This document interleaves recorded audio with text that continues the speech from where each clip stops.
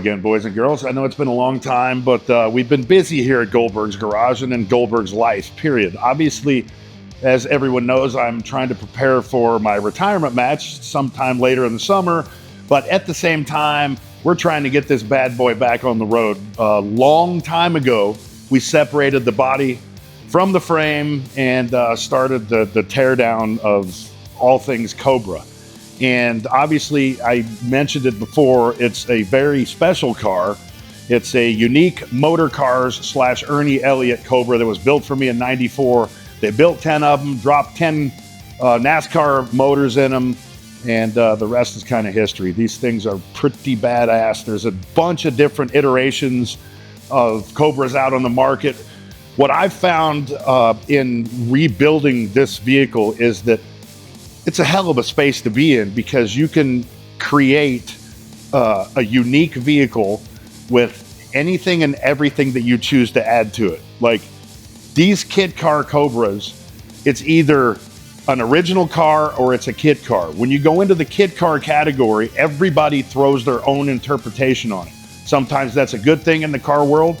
Sometimes it's a bad thing. I think in this case, it's a freaking fantastic thing because everybody can show their individuality. Okay, back to specifics. Obviously, as I said, you guys saw all of the videos we posted prior on YouTube, Goldberg's Garage, the teardown, the fact that I got my boy Clint from CGC over here, that we stripped most everything off of this vehicle that we wanted to coat black. And he took care of all of that for him. Quite obviously, front and center are the side pipes right now. I wanted to start hanging stuff on the vehicle so that we're a little further along than we actually are, just to give us a little bit of excitement to kick the build back in. Quite obviously, we don't have the transmission in. Came with a top loader, 4-speed.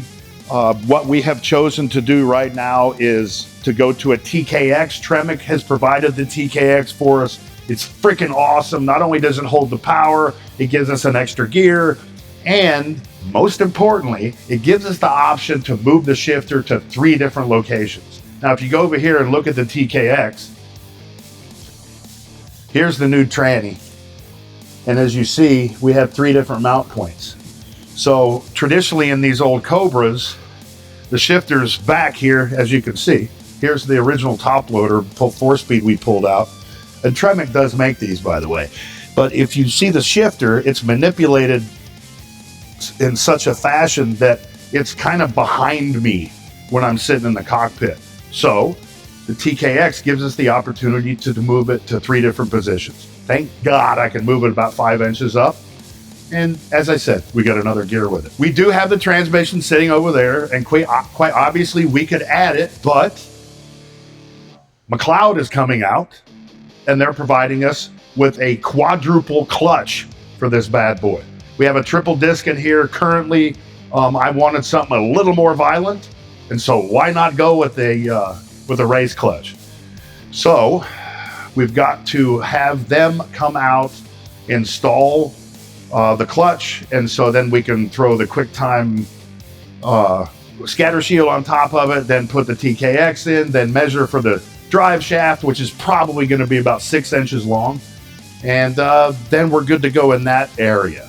If you move up to the front, there's a huge difference here that you can see, and it's the front end is completed. So what we did is we went with new A-arms, uppers, lowers. Bilstein threw the shocks in, which was awesome. Will Wood threw a Mustang 2 package our way. Thank you very much, Will Wood. And with these 15-inch Halibrands, which was our issue, we do actually have space with the caliper. So it's a good day at Goldberg's Garage when the wheels clear the brakes. So got the whole front end put together, everything tightened down, got the Halibrands on, got the front spinners on.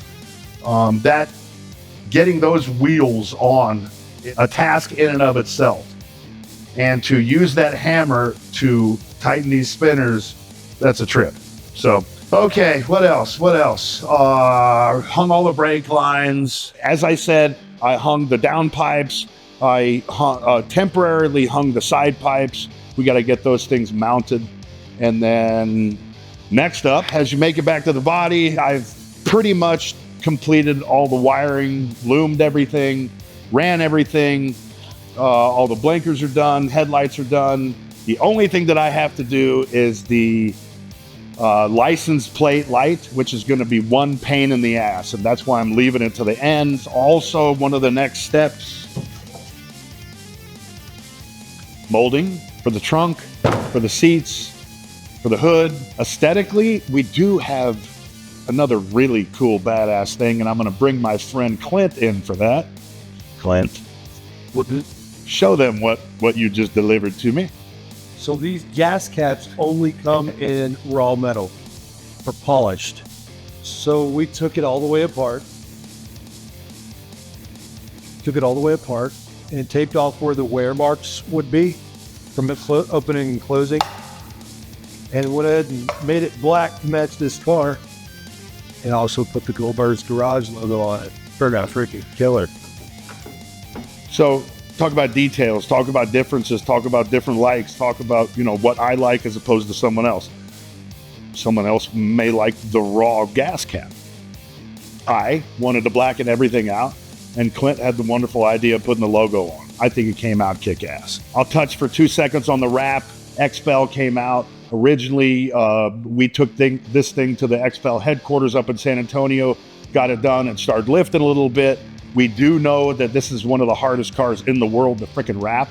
So it took them a couple times, but we do believe that we're at a point right now where it's more than acceptable. Okay, the master cylinders are all going to be replaced. Just reached out to Willwood for that. Clutch master cylinder, brake master cylinders, no remote reservoirs. They'll all be independent. Soon, we will be putting the body back on the car. But for that, you got to tune in next time.